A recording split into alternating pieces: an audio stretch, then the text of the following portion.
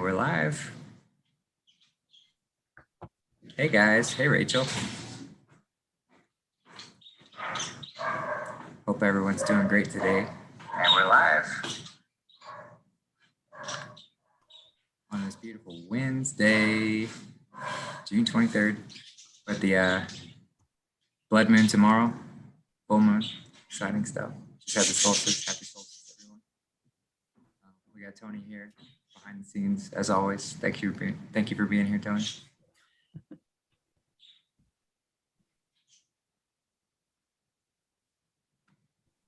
Toni, did you have anything to want to go over before we jump into the questions? Well, I think for people who haven't been on this show before, it would make sense if I tell a little bit about myself or what I do and how I got here. I am a student from Dr. Morse, and a fruitarian actually, and he taught me everything that I know now. And I think I'm a forever student with him because he's amazing. He has so much knowledge. And I sometimes feel I'm just starting, although it's been like a little over 3 years now. And that is the answers that I give come from him and from what I experienced myself following his protocol with the many so-called diseases that were put a name on that I seem to have, and how it all works out. So that's a little bit that I think is important to know. I am forever grateful about everything that I learned from Dr. Morse. And if you want to know more about him, absolutely go to his YouTube channel. He had hundreds and hundreds of videos there. It is Dr. Robert Morse ND on YouTube. Easy to find, amazing channel. And well, that is just a little intro. I think that's important for people to know. And I absolutely want to give credit to Dr. Robert Morse. Yeah, he is a wealth of just beautiful knowledge, and he's truly dedicated his time to serving others and healing others, and just as Toni has. And so, you know, as we learn about that magnetism, it attracts others who are on that same path of the truth. And so yeah, thank you, Dr. Morse, and thank you, Toni, for stepping into that. And on Toni's YouTube channel, she's taken a lot of Dr. Morse's videos and sort of picked out the ones that she's found to be the most helpful, and sort of little clips here and there, because Dr. Morse's videos can be quite long. They're all very informative. But so she's got some sound bites of some, you know, specific messages in there that are really helpful to digest and get things out that we need. Bridget K asked how to spell it. So it's Dr. Morse, M-O-R-S-E, Dr. Morse. Yes. So yeah. If you go to YouTube and you would in the search bar type in Dr. Morse on, and then what you're looking for, something always shows up. But you have to scroll to other things too. But you know, just look specifically for his videos, and it's the best. Just go to his channel. Even if you listen to one long one where he addresses questions way more in depth than I'm even at this point capable of. Explains everything, because he's also a biologist, an herbalist. I'm learning. So definitely do that. I have an interesting question that keeps coming up over the years, and we keep hearing about our food supply, and that it is what somebody mentioned here is it keeps squirreled away. It was actually a question from Sarah. Is what would we do as frugivores and to prep? Now, the funny thing is, I've been hearing this for, probably the last 10 years, and the food is still all available. But yeah, I started prepping, my way of prepping back then, not knowing about eating fruits and how healthy it is. And I was already organic. And so, yeah, I got all these cans with veggies and cans with soups. And I had a lot. I figured I can at least, I can, go for 6 months without ever going to a store. I have enough of all that stuff. And of course, everything needs to be cooked. So now it's just sitting there going way past their use date, all my cans that I never use. So what is the next best option? Well, for me, it is frozen fruit. So if you are in season, you are in season, no, if the fruit is in season, then get more of a certain fruit if it's, very cheap, and wash it and freeze it. There's actually a better option, which is not, available to most of us, and that would be freeze dried. And I've been considering buying a freeze dryer, but they're big, they're expensive. They're around $3,000, and it would run pretty much day in, day out to have, enough supply to live on. But you can really freeze dry anything and everything. It's there was one thing that you couldn't, but I forgot what it was because I didn't eat it anyway. But it is absolutely beautiful for fruit. C mentioned sun-dried tomatoes. Yes, of course you can do that. You can sun-dry your fruit too. That would be the next option. I bought a lot of dried fruit at nuts.com in the United States because they have high quality, organic, well-tasting dried fruit. The problem with dried fruit is that, if you eat it a lot, you can dehydrate it. You have to make sure that you either soak the fruit before you eat it. But to be honest, it tastes better when it's hydrated, not that much when you put it in water for a while. But you can eat it, but then, make sure that you drink enough, that you don't get dehydrated. Well, that was actually, oh yeah. And what would you think of dried tin chickpeas to make hummus? Emergency, obviously, as she says. And yeah, you can, you don't even have to buy chickpeas in tins or in cans. You can buy them raw, and you can actually soak them overnight. And well, actually, if you want to use chickpeas raw, you have to do it over a 3-day period and rinse them at least 3-4 times a day. So they start sprouting, and once they start sprouting, you can actually use them raw. Not on a detox, but as emergency food. Yeah, absolutely. The thing with hummus is it has you need to make your tahini from sesame seeds. It's also a product that lasts for a long time if you buy it. But be aware, it is very, very high in proteins and fats. So your body may not really like it that much, but a little bit, sure. It's the same with hemp seeds. You can make an awesome paste, just hemp seeds. You put it in the food processor, and until you have this beautiful paste. The thing again is, don't eat too much of it. So that is actually the dried fruits and the frozen fruits and the freeze dried. Do you have any other suggestions, Justin? I don't think so. You covered it all pretty thoroughly. Yeah, I mean, freeze drying is great if you can get access to a machine or use one. I've never had experience rehydrating freeze dried stuff, but I've heard it reconstitutes very, very well. So you just add water to it, and it's almost back to when it was fresh. And then, yeah, with dried fruit, same thing. It's going to dehydrate you if you eat it like that. Best to soak it. It might not be as desirable if it's soaked that way, but it's going to be much easier to digest in that sort of sense. And we don't want to be eating lots of nuts and seeds, but they do store for quite a long time, especially if you keep the nuts and seeds in their original protective casings, in the shell or whatever they came from. they will last much longer that way. So that, just take after the squirrels and squirrel away some nuts.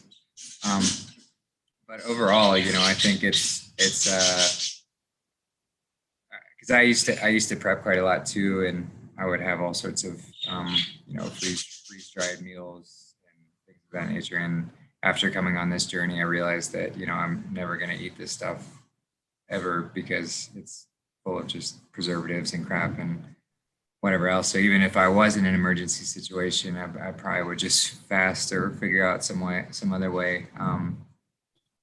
So I think a good aspect for prepping is also learning about foraging. If you want to take on some skills, because that's something you can carry with you wherever you go. So I know oftentimes there'll be local classes where someone can teach about the local fauna and stuff that you can forage in the area. It's always something to think about. But just in general, I think it's good to let go of that kind of fear that we're going to be stuck for an inordinate amount of time without access to food. I think for a while, especially before Trump got involved, I think that was a lot more of a concern, a lot more of a possibility, and was high likelihood. But since that's not the case anymore, it's not really as much to worry about. I think if we saw any food shortages, it might just be for a couple of days or so at the most, just to kind of like spark some attention and get people to wake up. And but yeah, all in all, just there's nothing to fear. We've got those guys in control, and so we're good. So yeah, that's my take on that. Well, Justin, you haven't been through a few hurricanes in a row, because then you can definitely have weeks that there is no food available. Yeah, we had it in Florida. That's There was another thing that I do have, and that is, and you can make that yourself, is the powdered version of the greens and the fruits, and you can do that yourself in a dehydrator. It's a little bit more work, but do you know that you can actually get what is it, apple or fruit flour? And you don't even have to cook it. You can eat it right out of the can. If you can't get anything else, you can mix it. You can put it in water. You can put it in smoothies. So there are a lot of options for if you cannot get anything fresh. It was actually fun looking into that. I did that a few years ago, and I did stock up on a few things. Sarah had another question from, I think it was last time, I'm not quite sure anymore. It is about seeing particles in urine that shows that the kidneys are filtering, but also losing a lot of weight. And it happens, the body gets rid of what it doesn't need anymore. And I think we've all been going through this process. As long as you feel good, don't worry about it. And don't listen to people who make as you call it, the worried noises. They always do that. If you feel great, then you're good to go. You can just keep doing it. You're 53 days on the juice fast. Amazing. Absolutely amazing. You're doing great, Sarah. Have you experienced that, losing weight, when you started with juicing, Justin? Yes. I mean, I lost quite a bit. I went from, I lost about 20 pounds as well, I'd say. But I'm a bit bigger overall, so I had more space to lose it from. But it's nothing to worry. I mean, it's people who know me like worry about me because they have this idea that my body should look a certain way. But I just tell them, well, I'm not really concerned about what my body looks like. It's more about how it feels, and I've never felt better than being this way. So it's one of those things we have to let go of what other people's I guess views are, or their perceptions and just really focus on how we're feeling, and then trusting that the fruit and the juice, it is the right thing. It is the thing that will take care of anything else. So as long as we stay on it, whatever sort of fluctuations with our weight and whatever we need to go through, it's for the right reasons. And a lot of times we lose a lot of weight because our body has accumulated so many toxins at different layers, that it's got to shed those layers first so that it can rebuild from a base level. So just trust the process, trust the plan. Yeah, the funny thing is with losing weight and being considered skinny, it's different in every country. We come from the Netherlands, and my husband Willem, he is considered here in the United States, he's considered very skinny. In the Netherlands, he was normal. You know, nobody would ever think that he was skinny, but he's skinny. And he is just the way he always, he always was. He lost a little weight when he started on the mostly fruit, but he feels good. So the next question was, which of Dr. Morse's books do you recommend for the newbies to the idea of being a frugivore? Well, that's from Amy. The first thing, of course, that comes to mind is his Detox Miracle Source book, but that's not really a book that I would, suggest for newbies. And there is another book that I bought last year, and that was actually based on Dr. Morse's teachings. And of course, now I don't have it handy or have the title handy. I should have looked into that, but maybe I either send Amy an email or we save it for the next week, because that was a very simplistic way, and what we need for newbies, a way of what Dr. Morse is all about. And but I'm sure that if you do a search for frugivore and what to eat, you will find it too. But I'll find that one book. So gotta write it down.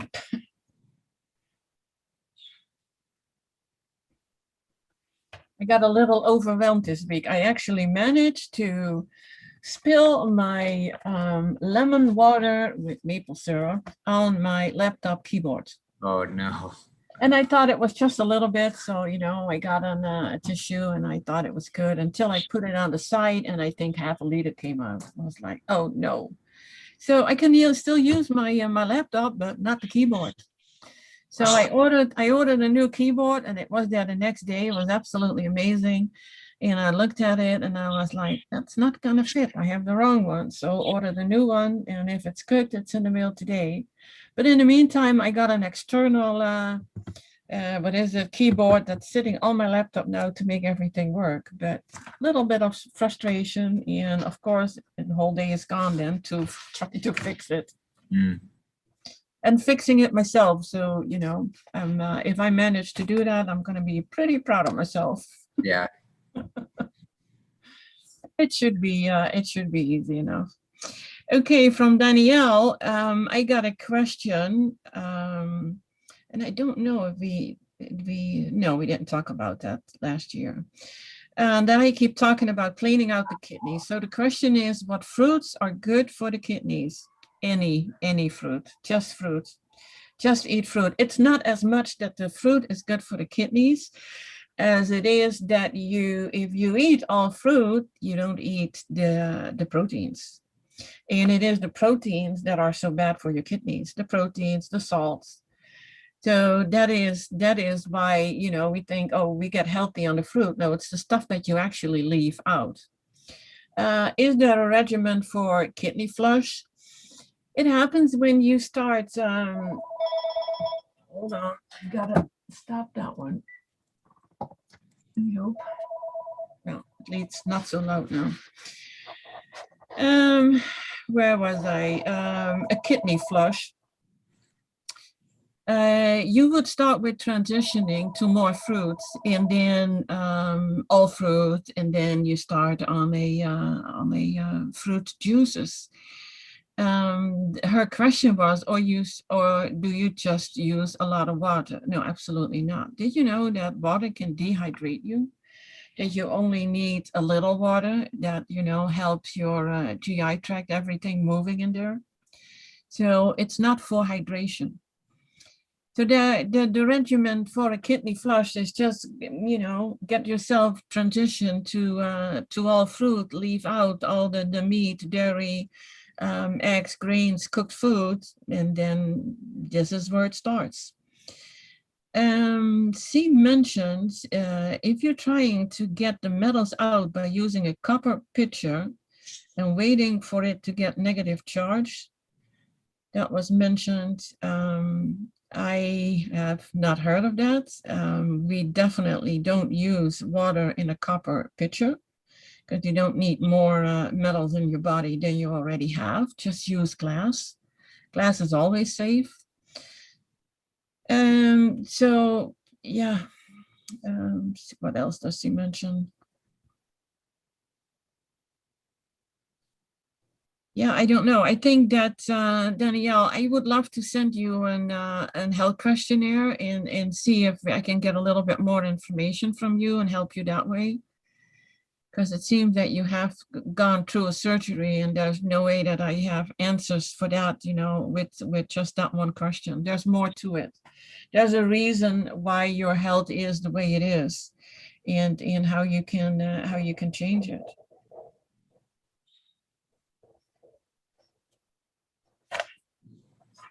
Okay, that was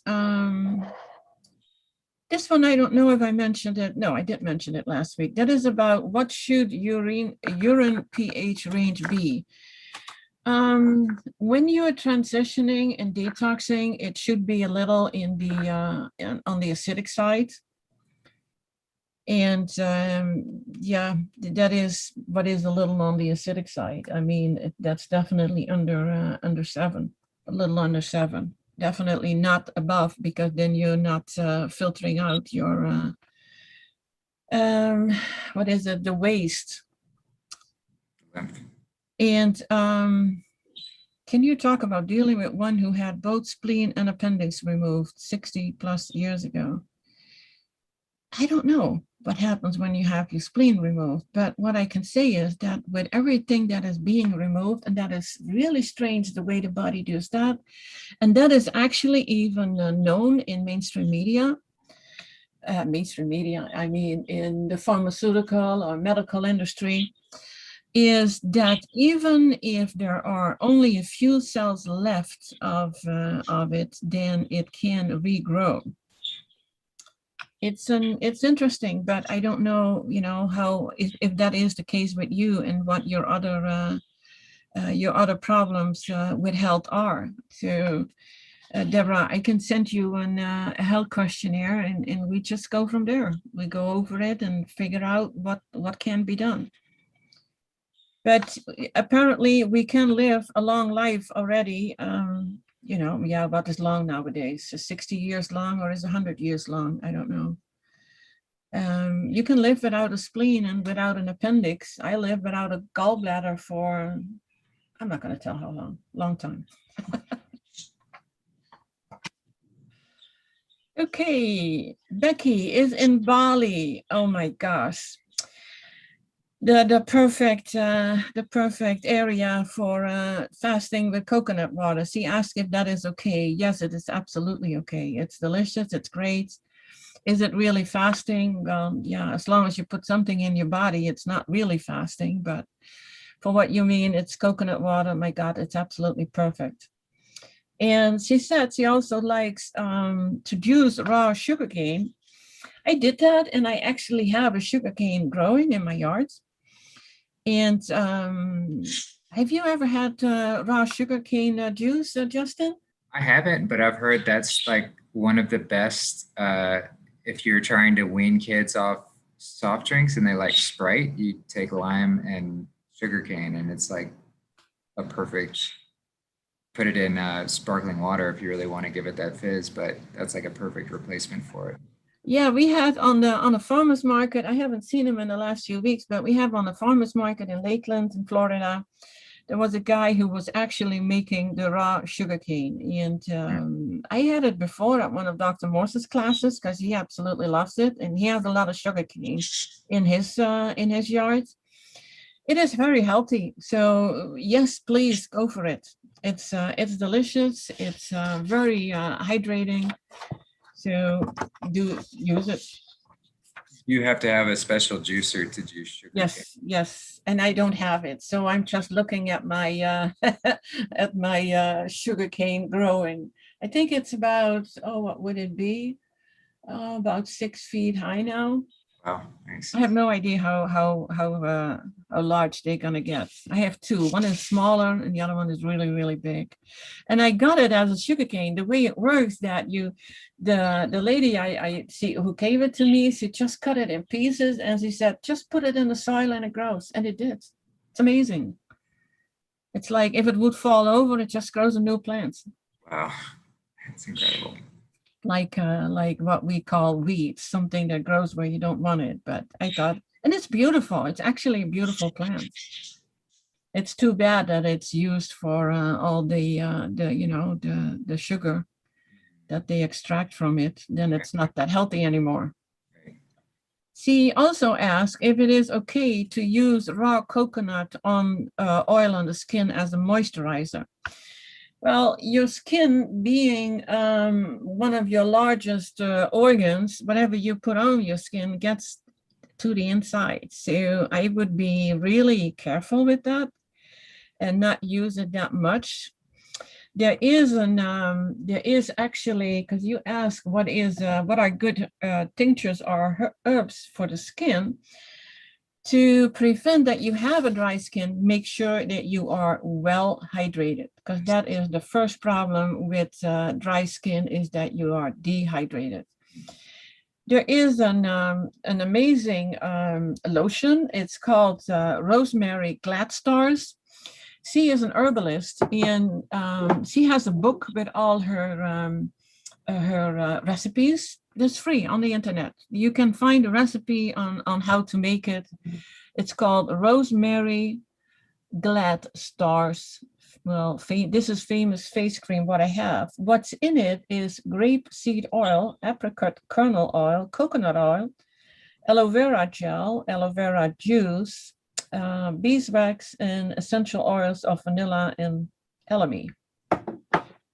And that works good for me. And I still have some psoriasis spots that haven't fully healed yet. So I use it on that too. And I use it, on my body, on my face, and it works great. But definitely look up the recipe, and, and it's actually fun making it yourself. I've done that a few times. I like it. Yeah, with coconut oil, it's one of those things. If you're phasing away from using sunscreen, it's a decent replacement, much better than conventional sunscreen, and it works. It's not nearly as strong, but it's like an SPF 5. But the best sun protection is just a tan, just to moderate your sun exposure until your sun is prepared to deal with it. And the more alkaline we get, the less burns we get as well. Because the reason the sun burns us so much is because it's reacting to the acidity within our skin. So just another thing that it helps. And then, yeah, as Toni mentioned, the hydration is really important. If your skin is drying out, it's due to that underlying cause that we have to address. And using topicals and things of that nature can actually, or just any tools where we're not addressing the root cause, it can trick the body into being complacent in certain areas. So if you have a lot of dry skin and you're always putting something on it, it might not get to that space of homeostasis as quickly, because it's always got this kind of crutch to lean on. And then I don't know what you think about aloe, Toni, but I've always heard that's good for dry skin as well. Would that be a good option? Yeah, the interesting thing is, the first time that I came to the United States was in 1981, and I was gonna buy a Harley, which I did, and tour around. And the very first time I got a little sunburn, because I'm a redhead, I have freckles, light skin, and never ever used any sun protection. I didn't like it. I didn't like the sticky stuff on my skin, so I was just, winging it. And that time, the first tour, I got some sunburn on my arms and my nose. So that was when I was introduced to aloe vera, because nobody had ever heard of it in the Netherlands. That was completely new. I mean, now I have it growing in my yard. But it's interesting that I've never really used anything on my skin, even being as light skinned as I am.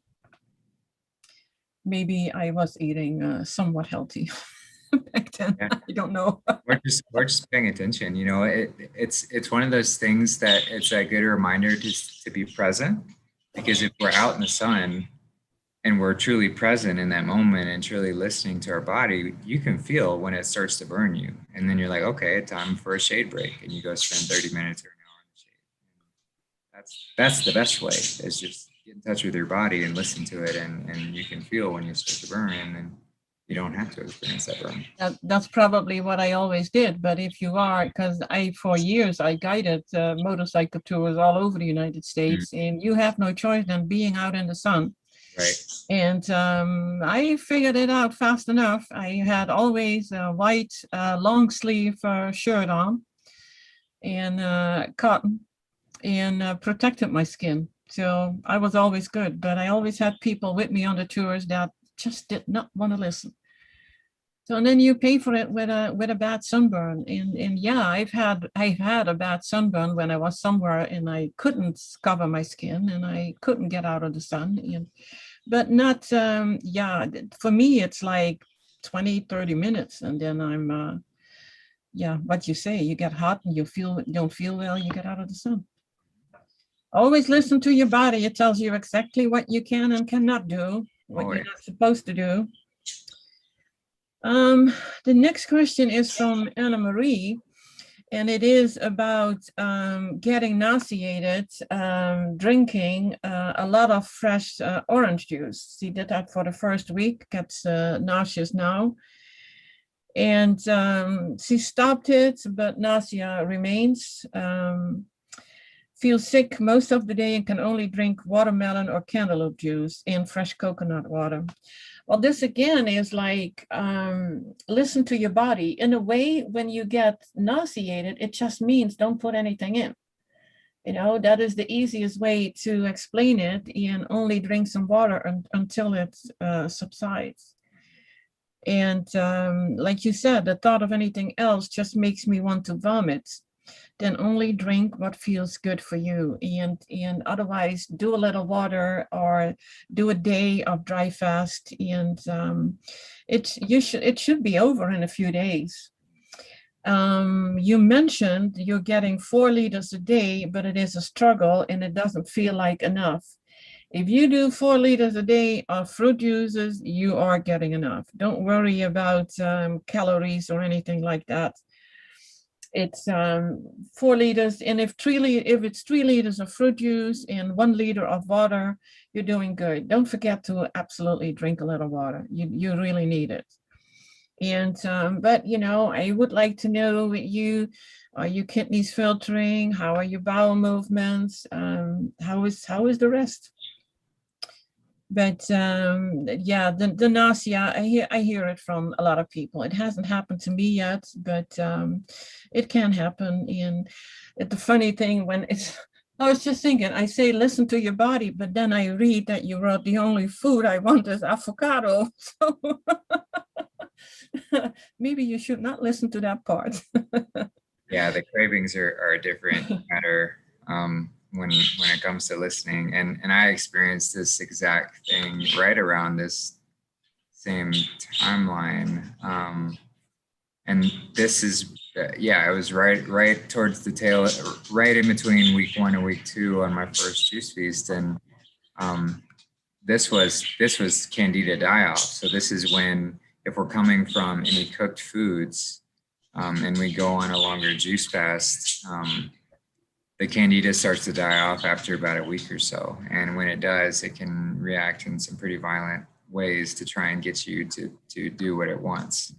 And nausea was is very much a symptom of that. And that was one I experienced pretty severely for my first juice feast as well. And so I would say it was only about 2 to 3 days, maybe 4, where I was feeling it. And I just slowed down on the juice. I drank more lemon water with a little bit of sodium bicarb in it too. Baking soda is helpful to kind of settle the stomach a little bit and soothe it. You don't want to drink too much of that, and it wouldn't taste very good anyway. But just sprinkle a little bit of sodium bicarbonate in there with some lemon water. It'll fizz up a little bit, and even the carbonation can be a little soothing on the stomach too. But that helped me a lot. And then just letting the body rest, because you're doing the right thing. Like this is healing, but detox can have some adverse reactions like nausea. So it'll pass. It certainly will pass, but it's not a comfortable feeling, and I know what that's like from experience. So I feel you. Yeah, thank you for mentioning that Candida die-off. I totally forgot about that. So that is actually very common too. Mm-hmm. So yeah, thank you for mentioning that. Yeah, you're welcome. Colleen mentioned, and this is about the same thing, how much fruit juice should I be drinking a day? I usually drink a fruit salad around 2 and snack on watermelon in the morning, as well as drinking 1 liter of either watermelon or cantaloupe juice, and kiwi or mango in the afternoon. I'm always wondering if I am taking in enough nutrients. It's getting enough nutrients in. It has also to do with, does your body actually absorb the nutrients? About 4 liter, what I mentioned before, of liquids when you're juicing would be good. I just used half a watermelon, and I got 2 liters of watermelon juice from that. And that was only half a watermelon. So that is half a watermelon. You should eat that then, or you can eat or juice it, whatever you like. But then you still need 2 more liters. And a kiwi or a mango won't do it. Eat 2 or 3 mangoes, however much you like. Eat a few more kiwis. A fruit salad. If you feel good on a combination of a variety of fruit, okay, but be aware that it's always best to eat, fruit, mono fruits. That helps your body heal better. It's easier on your digestion. Although you can mix subacid with acid fruits and subacid with, subacid with, no, I'm saying this wrong. You mix, what was it? Sweet, you can mix with, is that called subacid or subsweet? No, subsweet. I was wrong. So you have acid fruit, you have the subfruit, and then you have the sweet fruit. And you don't mix sweet with acid fruits. That's the key. And just if you don't feel well, then eat more, drink more. Just don't drink a lot of water, not more than maybe 1 liter. She asked if it's necessary to take omega-3 oils. No, I don't think so. Are you getting enough magnesium? Yeah, if you get your fruit and if your body is actually absorbing it, it's usually a parathyroid issue that for some reason we all seem to have a problem with. And I don't know if that's been the bad food or water or air that we all have been inhaling, in ingesting. I don't know, but we all seem to have weak parathyroid and have a problem with absorbing what we get in. That is a parathyroid problem, and that can be fixed. I don't have a distiller, so I'm drinking flow water from the store, poured into a copper water bottle. I will get away from that copper, just use glass. And but the copper is great for adding a negative charge to the water. And as long as you don't store it in there for super long periods of time, you won't really experience any issues.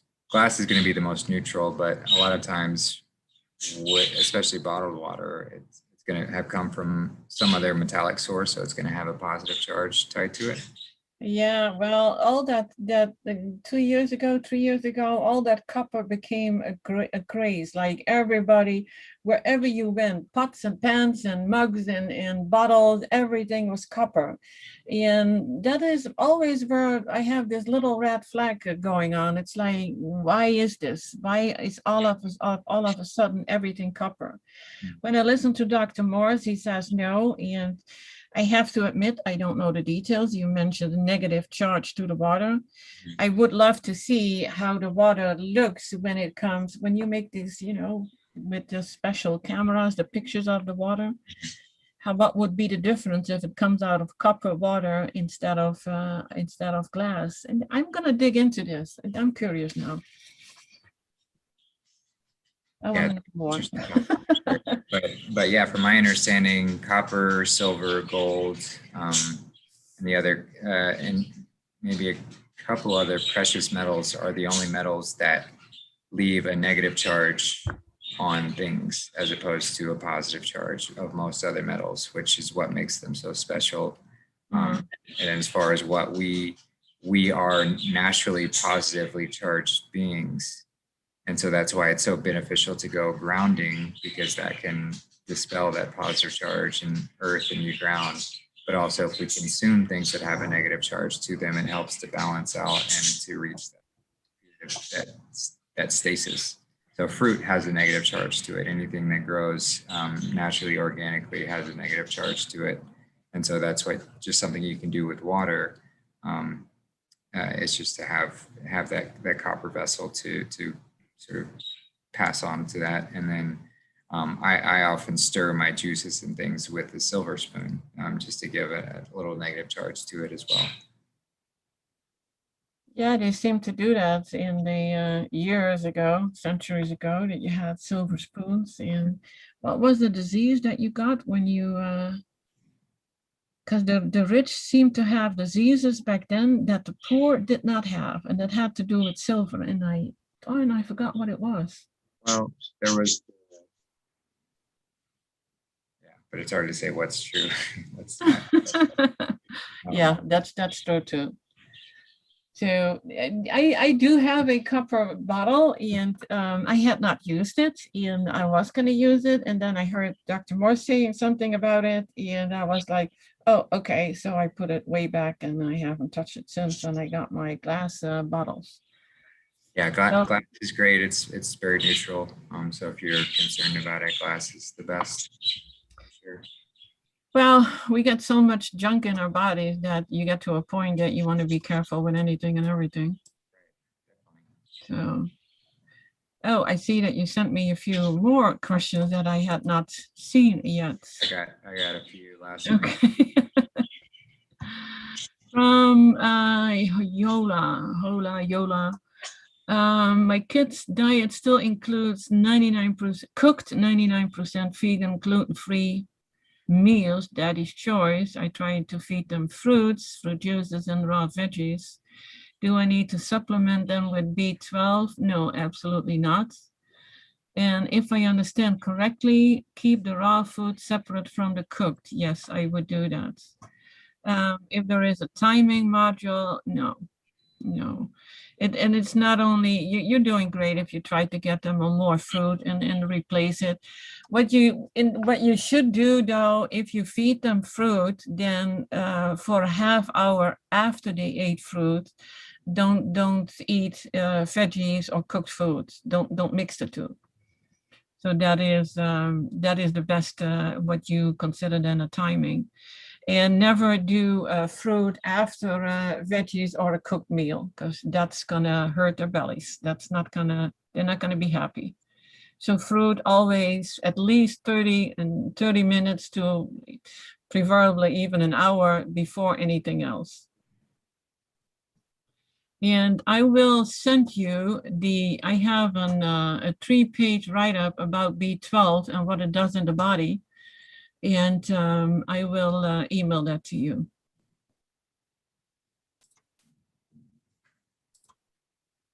Okay, another question was,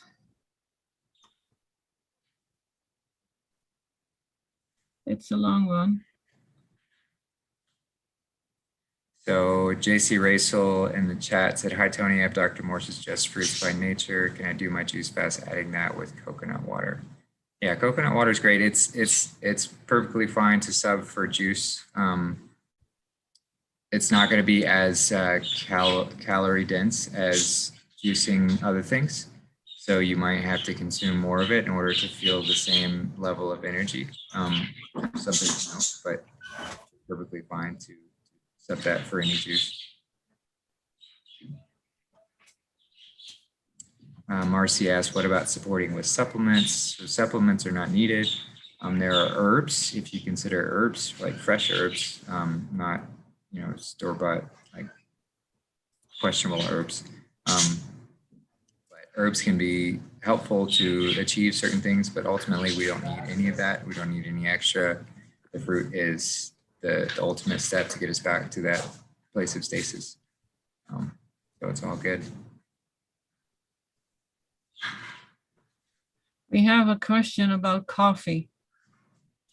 Isn't it something that we were all so addicted to coffee? Right. The question is about a coffee. I know it is acidic and in the process of getting rid of it, but the headaches are terrible and I don't want to take any pain relief medicines. What do you recommend? I'm trying to lower the amount little by little until no more.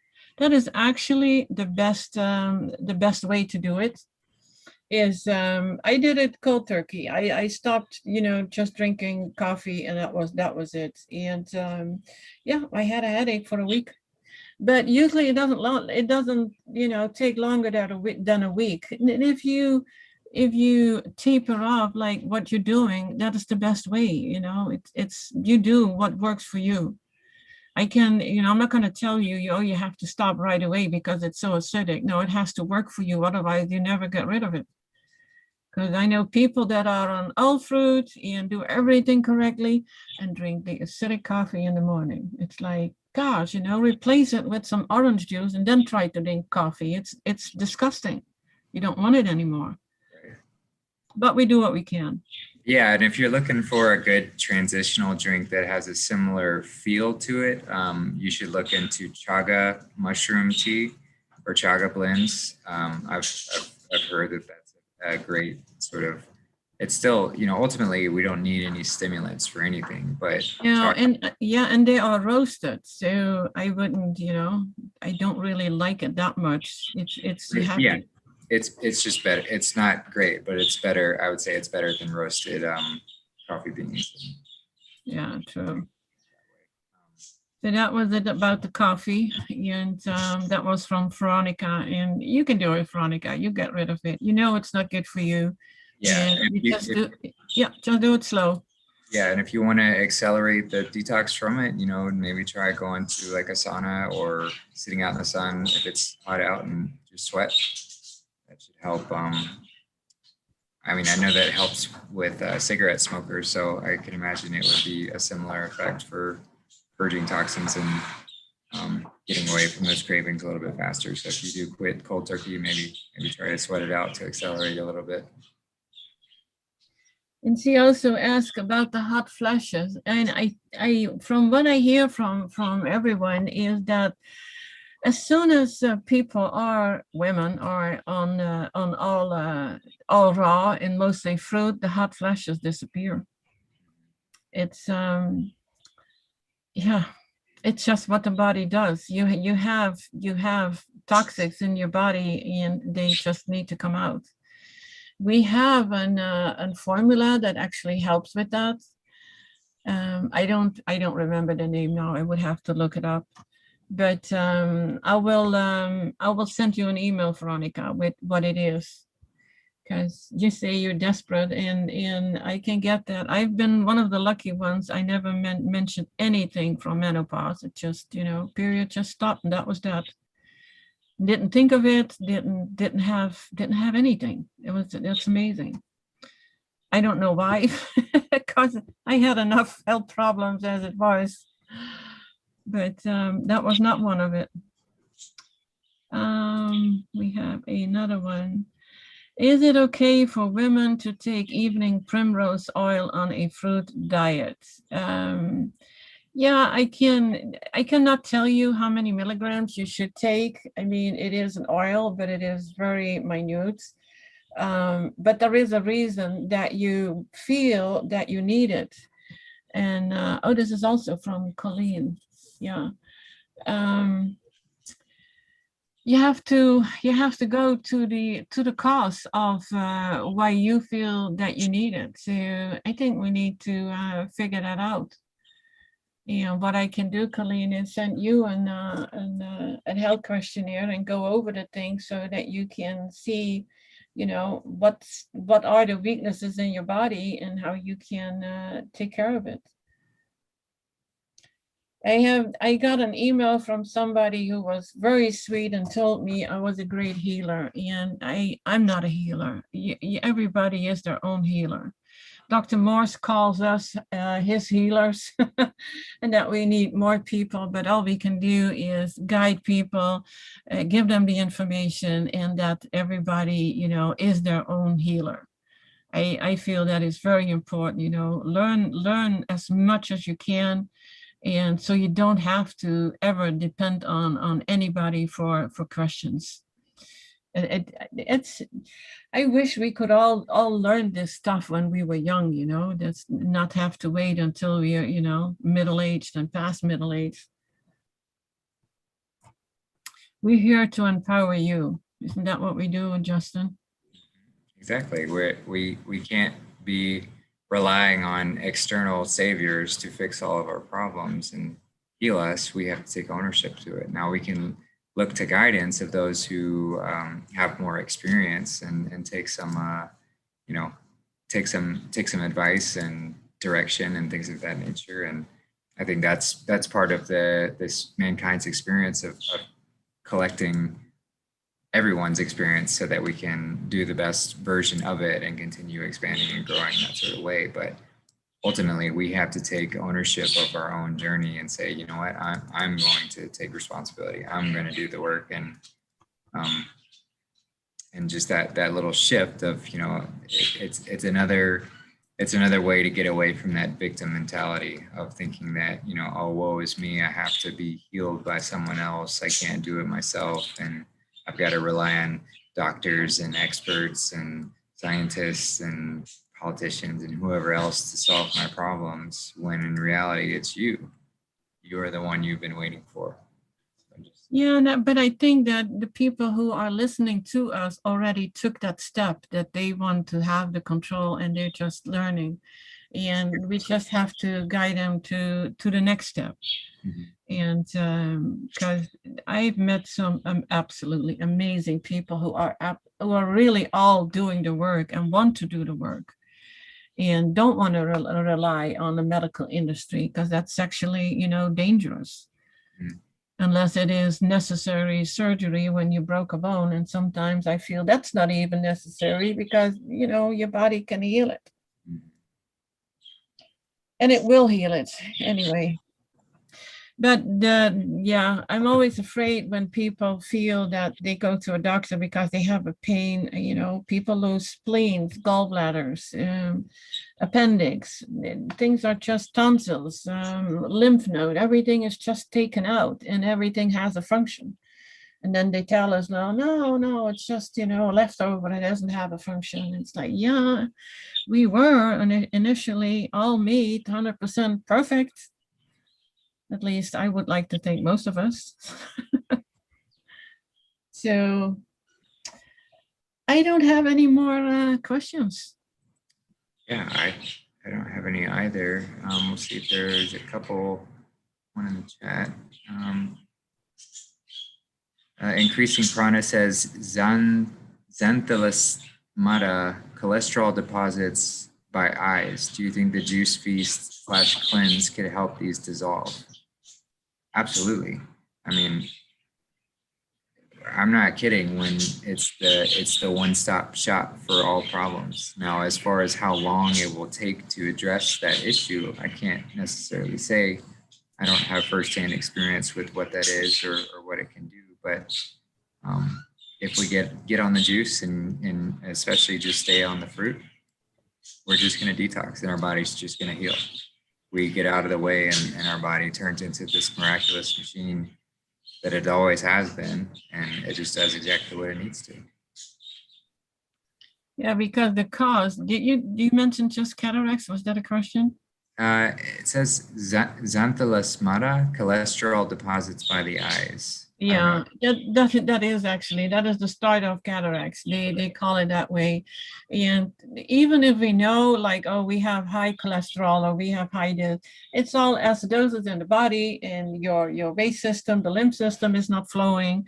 It gets stuck and we get all these deposits where we don't want them. And then we add acid up on acids and we get sick or whatever. So yeah, the only reason is the only solution is to detox. We call it detox, but I don't see it as a detox. It's just, eating healthier, and then it flows into, a different body to me.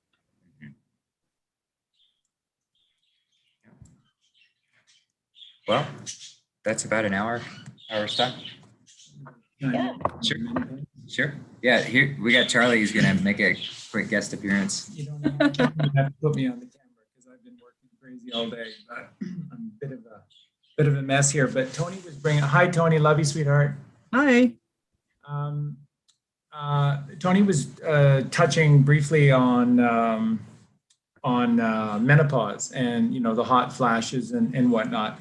And I've done a lot of research with this initially just to see if there was any reference to this in ancient cultures, that women would have this natural process of getting older, shutting down the reproductive system, getting ready for advanced age and getting ready to die. And the fact is that all of the major ancient cultures do not talk about this at all. And then you started to do some research into a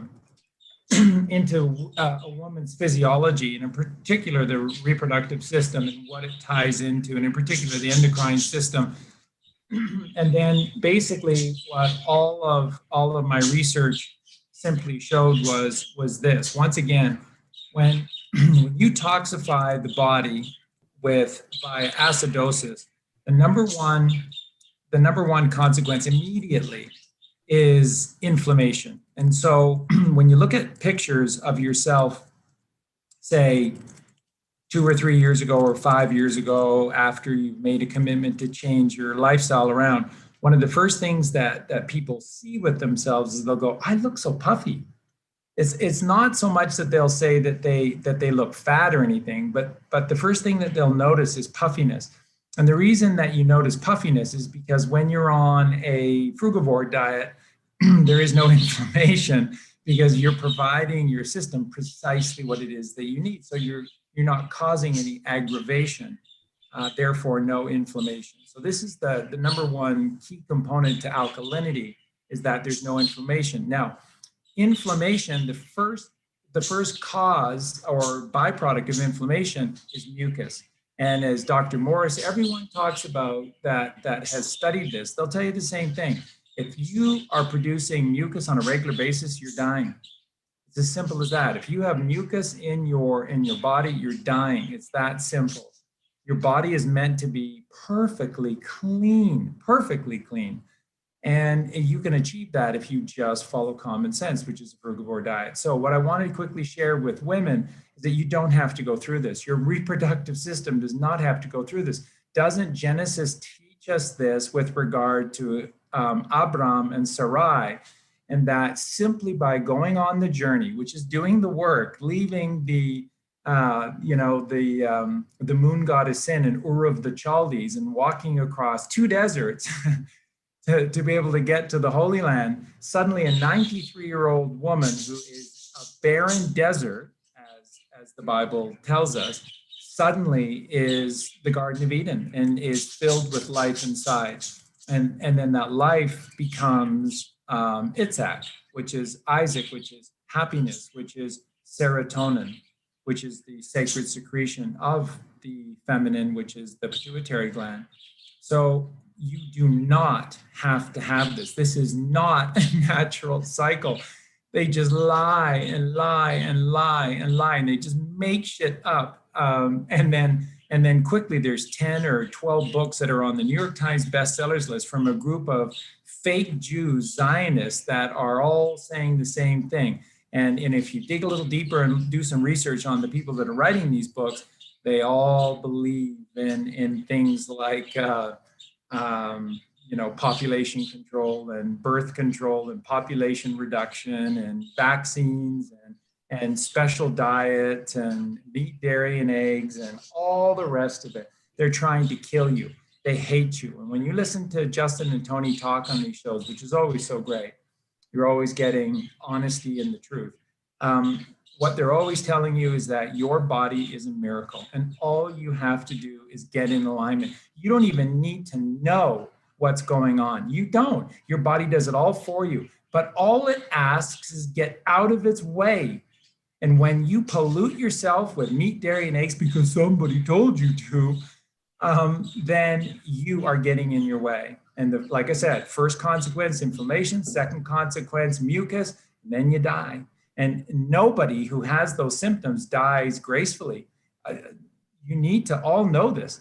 Everyone who has like dementia and all of these different heart disease, heart attack, these are painful conditions to live with, and they are horrific pains to die through. And when you exit, that's how you come back. So if you exit in agony, that's how you're born, in absolute agony. So it's never too late to start all over again. It's never too late to change. You are a temple, two temples, temple of the body, temple of the mind. All you need to do is use your common sense and give them what they need. The body is alkaline. You're a frugivore. Give it raw food, in particular fruits. And then for your mind, just breathe. Everything will do the rest. And it's that simple. Sorry for interjecting, everyone, but I hate when people are scared unnecessarily by this Kabbalistic system. They're evil. You're fantastic. You're amazing. You're a miracle. And you got nothing to worry about. Just get ready, get committed to start doing the work and watch the miracles happen with yourself. Well, thank you, Charlie. That is what we needed to hear, because it is all so simple. It is so simple, and it has been made so complicated by the medical industry. It's unbelievable. So thank you. Oh, you're so welcome. And that's all I hear from you and from Justin all the time. It's always so simple, and it is. And yeah, the one thing that causes acidity is fear. So you let go of that fear, and all of a sudden you become a lot more alkaline. It's that trust that God's got us. We just have to do the right thing. God takes care of the rest. So yeah, thanks for that, Charlie. And yeah, so that's the end of our hour. Toni, did you have any closing comments you wanted to leave with everybody? Not well. You always ask me that, and I always have to think about it. I just wish everyone a great week. You know how to get in touch with me if you need help. Email is toniweel@gmail.com. It's in the show notes. Watch the videos, toniweel.com/videos, short Dr. Morse videos. Our shows are on there too. And I love to hear from you. Yeah, Toni is always so receptive and so ready to serve, and we appreciate her so much. Well, sometimes it takes a while to get back to people, and I'm a little embarrassed about that. Well, and that's the great thing about these shows is we can sort of accelerate that process and yeah, get those questions answered quickly. So yeah, if you do have questions you want to ask on this show, please email me at understandingtruth@gmail.com, or you can email Toni directly. Either way, I'm just going to forward them to her anyway. And make sure you have health Q&A in the subject line. That just really helps to isolate which emails to focus on. And yeah, so we'll plan on doing this again next week. announcements. I'm playing with the idea of doing a Telegram chat tomorrow, but I'll do an announcement about that. And then Friday we've got the Q&A with Charlie and I. So stay tuned for that. And yeah, that's it for this week. Well, thanks for joining us, guys, and thank you for being here, Toni. Thanks for chiming in, Charlie, and we love you all so much, and we will talk to you next time.